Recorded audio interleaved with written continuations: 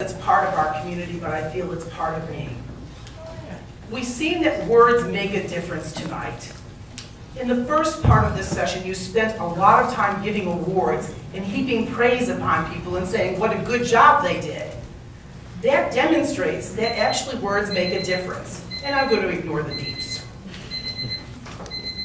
Using harsh, hateful language and slurs like the R word also makes a difference. And we cannot accept being told that this word should just go away, or that we should just let this pass. We have been told, get over it. Don't be so sensitive. Why are you wusses? You're so politically correct. Sticks and stones may break your bones, but names can never hurt you. But words do hurt. At the risk of having some of you discount everything I have to say, I grew up with some of those words as well. When I was in school, the word fag or faggot was something that I heard constantly throughout the day. And I'm not talking like once or twice, but about 50 times in a day. Go to an all-boys high school and see how often that they feel the need to assert their masculinity. I know that how harsh it is and what that does to your self-esteem. It's very, very hurtful, and you lose respect for yourself, and you don't think you can accomplish things because you're less than human. And that's why we can't allow people to use things like the R word, because it sends a message. It sends a message to people with developmental disabilities, their parents, but more importantly, I think it affects public policy and public opinion.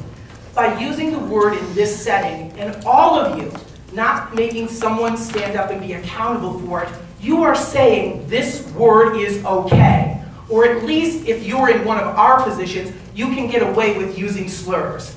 And I agree, this word was not used in a clinical context. It was used as a slur. It was used as hateful language.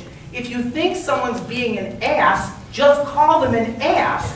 Don't bring us into the discussion.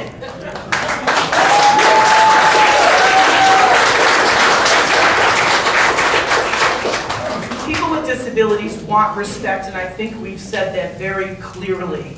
The issue for us is that public opinion turns into public policy. And public policy is doing things like putting our people in institutions in segregated settings. It allows people with developmental disabilities and disabilities in general to be paid less than the minimum wage that everyone else has a right to receive. It has us have to sue and contact the federal government to vote like everyone else, privately and independently. These are the kinds of things that we are struggling with, and using the R word does not help us in that manner. So we are calling upon you, whoever said it, step up. And from the voice, I think I can safely say, act like a man. Take responsibility. And if you're not going to do that, then the rest of you need to step up and say, this is wrong. I'm tired of listening to the Democrats say, we don't want to make this a partisan issue, and I'm tired of the Republicans closing ranks around each other. This is about slurs and hateful language that was a mistake. And people should just step up and apologize. And one final thing, I am wearing an orange ribbon, and as are other people around, because we oppose the institutional bias which forces people into institutional settings against their will. We are fighting that battle. And if you think I'm an operative of the Democratic Party because I am going after you all on the Republican side, I sat outside in front of the Democratic National Headquarters for nearly a week complaining at them about the fact that they haven't stepped up to do this as part of healthcare reform, as was a promise that was made to us. So let me be clear. This is an issue that cuts to the core for us. And if you think that we're just going to come here one time or do a couple of press conferences and go away, you don't know our history. We tormented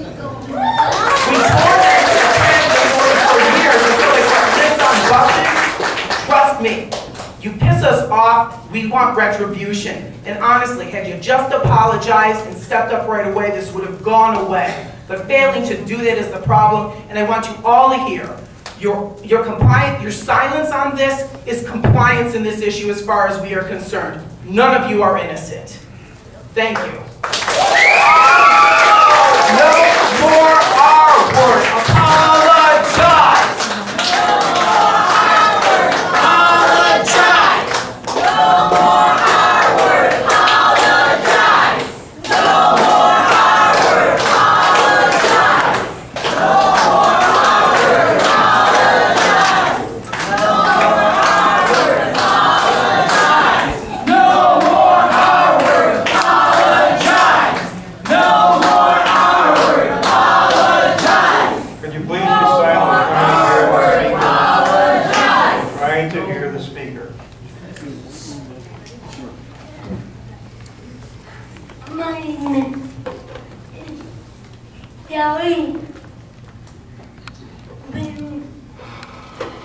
My name is Shelley Perrin.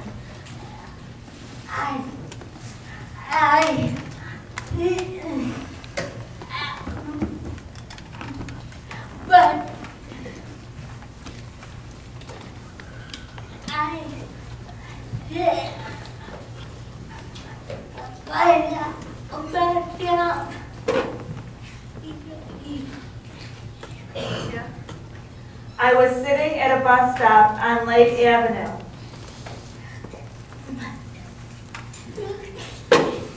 You want me just to read it?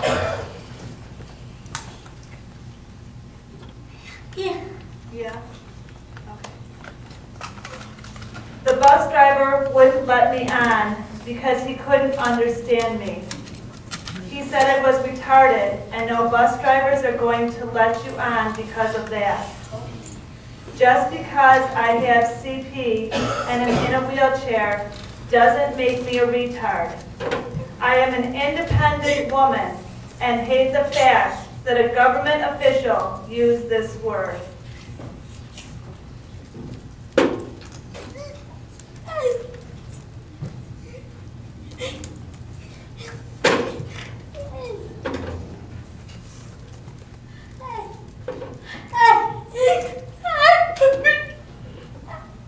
I hate that word.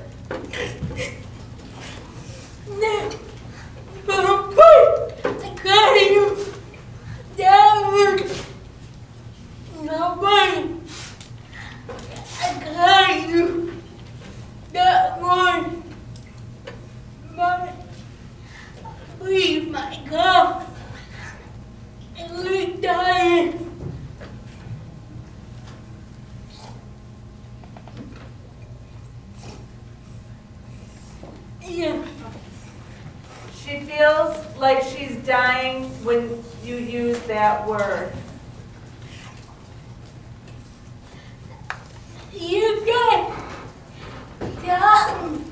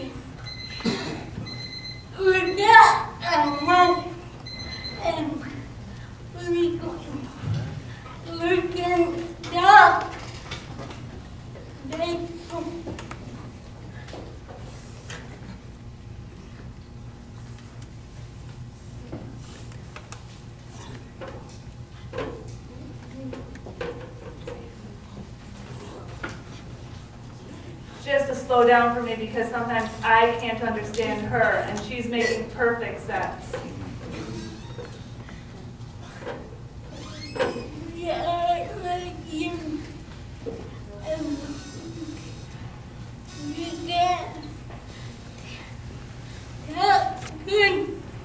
We are like you.